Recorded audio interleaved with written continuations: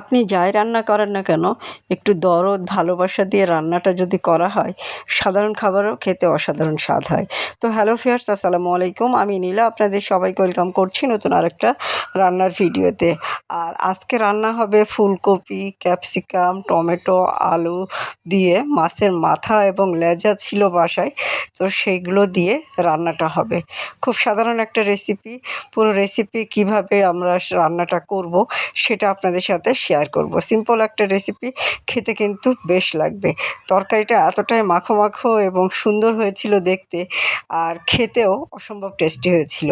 তো মাছটা ভাজা করে নেওয়া হয়েছে। এখন কড়াইয়ে তেল দিয়ে আস্ত জিরা এবং শুকনো মরিচ ফোড়ন দিয়ে এটার ভিতরে পেঁয়াজ কুচি দিয়ে পেঁয়াজটাকে ভালো করে একটু ভাজা ভাজা করে নিব।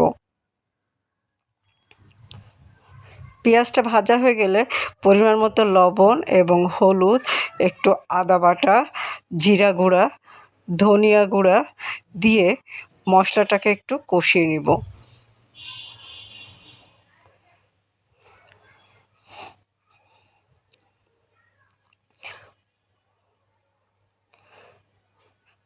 মশলাটা কষানো হয়ে গেলে সামান্য একটু পানি দিব। এই পানিটুক দিয়ে মশলাটা আবারও ভালো করে কষিয়ে নিব।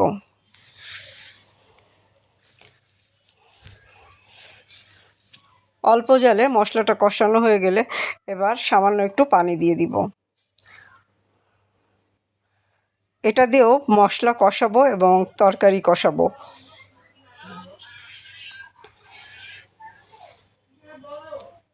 মশলাটা কষানো হয়ে গেলে ফুলকপি, টমেটো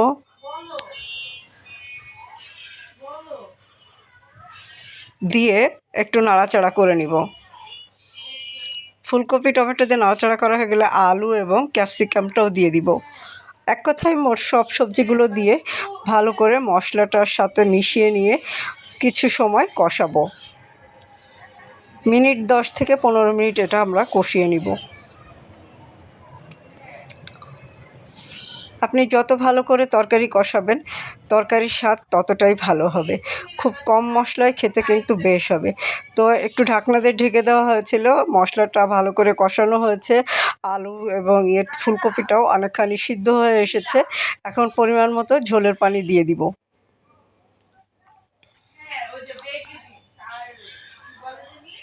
দিয়ে একটু নাড়াচাড়া করে ঝোলটা ঢাকনা দিয়ে দিব। ঝোলটা ফুটে উঠলে এটার ভিতরে ভেজে নেওয়া মাছের মাথা এবং লেজাটা দিয়ে দিব।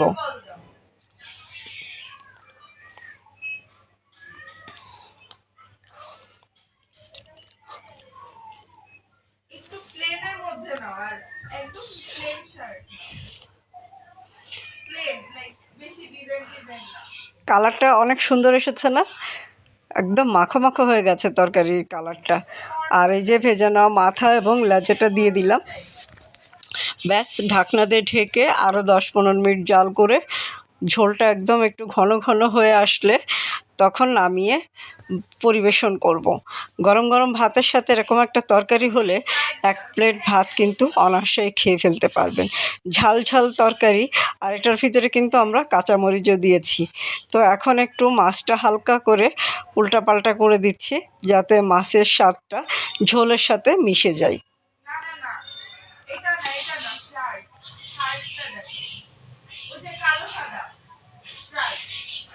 মাছের মাথা লেজাটা খুব বেশি খাওয়া হয় না, মানে খেতে পারি না। তারপরেও মাঝে মাঝে এরকম অল্প মানে মাছ দিয়ে রান্না করলে তরকারির স্বাদটাও বেড়ে যায়, মাছটাও খাওয়া হয়ে যায়। ব্যাস, রেডি হয়ে গেল মাছের তরকারি।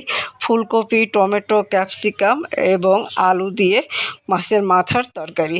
তো আজকের তরকারির কালারটা কেমন হলো দেখেই বুঝতে পারছেন যে তরকারির কালারটা সুন্দর হয়েছে, খেতেও খুব টেস্টি হয়েছিল।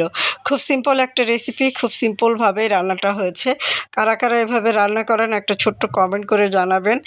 যারা কখনো এভাবে খাননি একবার হলেও ট্রাই করে দেখতে পারেন। হ্যাঁ, খারাপ লাগবে না, খেতে কিন্তু বেশ লাগবে। তো কথা বলতে বলতে বিদায় নিয়ে নিব।